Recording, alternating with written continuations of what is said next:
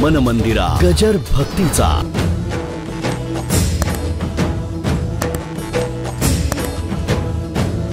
अहो चांगला आडवा हात मारून जेवणारा माणूस एकदम हात आपसून घेतो. हे बघितले नाही तुम्ही?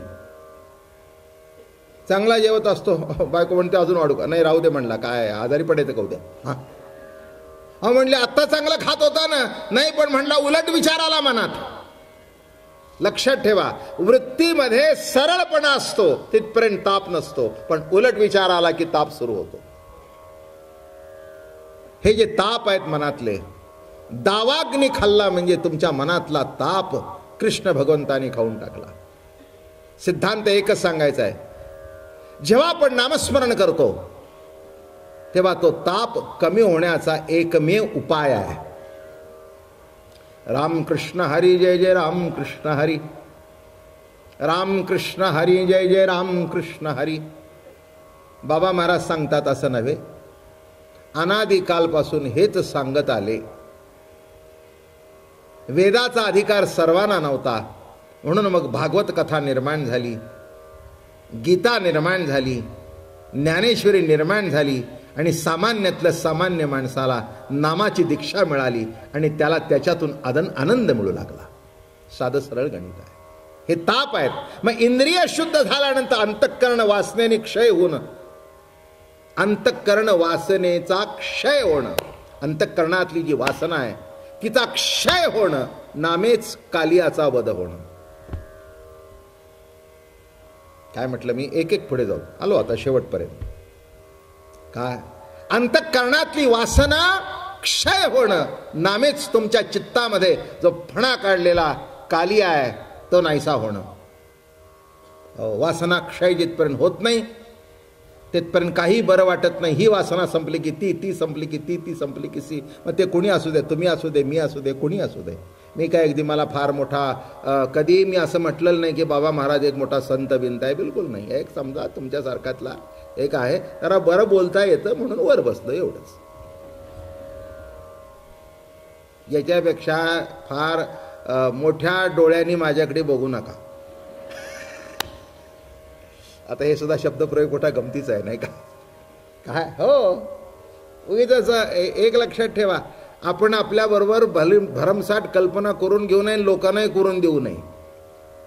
लोकांनी आपल्या बद्दल भरमसाठ काहीतरी कल्पना केल्या ना, म्हणजे ते आपल्याला सुद्धा डोक्यावर घेताना काही काय म्हणतात, तुम्ही देव. अरे बाबा तूच देव होते, देव नको आणि संतही नको. आपलं आयुष्यभर जे काही दोन गोष्टी तुम्हाला सांगता येत आहेत त्या आवडीने सांगता येऊ द्या. त्याच्याकरता तोंड शिल्लक राहू द्या, डोकं शिल्लक राहू द्या, शरीर शिल्लक राहू द्या. पुष्कळ झालं, जन्माचं सार्थक झालं. काय पाहिजे आधी?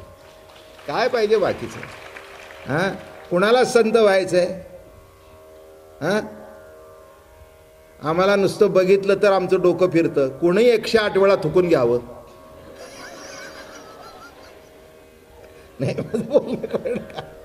108 वेळा थुकून घेण्याकरता नाथ व्हावं लागेल. आम्हाला नुसतं असं केलं.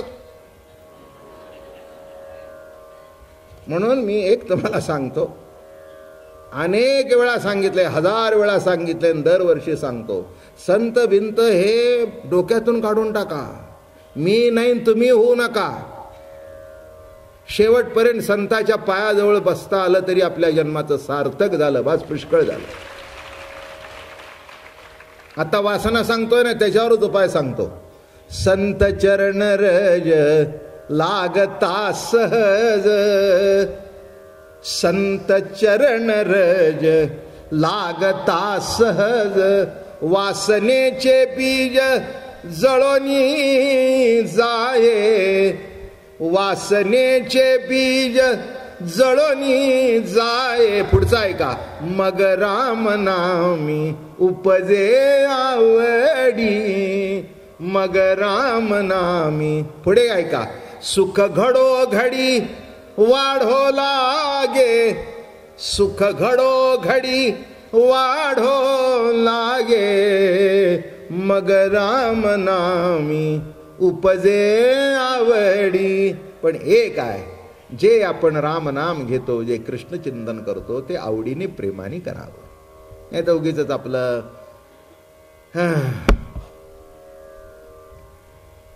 असं नका करू. रामनामामध्ये कृष्ण नामामध्ये ताकद आहे. आणि म्हणून या ठिकाणी म्हणाले की असं जे काली आहे वासनेचा, देवाची संगत संताची संगत केल्यानंतर वासनेचं विष नाहीसं होतं. वासनेचा वासना असं होतं. माझं बोलणं कळलं का? कशाचा वासना? वासनेचा वासना. मग कशाचा वास झाला? प्रभू प्रेमाच्या प्रतीतीचा वास झाला, नामाचा वास झाला. एकदा प्रभू प्रेमाने हृदयाचा ठाव घेतला की काम क्रोधे केले घर रीते. काम क्रोध सगळ्यांनी घर रीत केलं. बघा घरामध्ये की नाही पोरं खेळत बसलेली असतात. एखाद्या घरामध्ये पोरं काहीतरी खेळत बसलेली असतात. पोरं बिर मित्र जमून हा हा ओ ओ ओ ओ ओ चालू असतं. तितक्यात बाप एंट्री करतो. वाले बरं का, उद्या लगेच ती पोरं बिरं आवरून सगळी अगदी टक टक टक टक निघून. मग आपण विचारू का रे पोरं का खाली गेली? नाही वेळ झाला. म्हणजे तुम्ही यायचा. म्हणजे त्या पोरांना जा सांगायची गरज.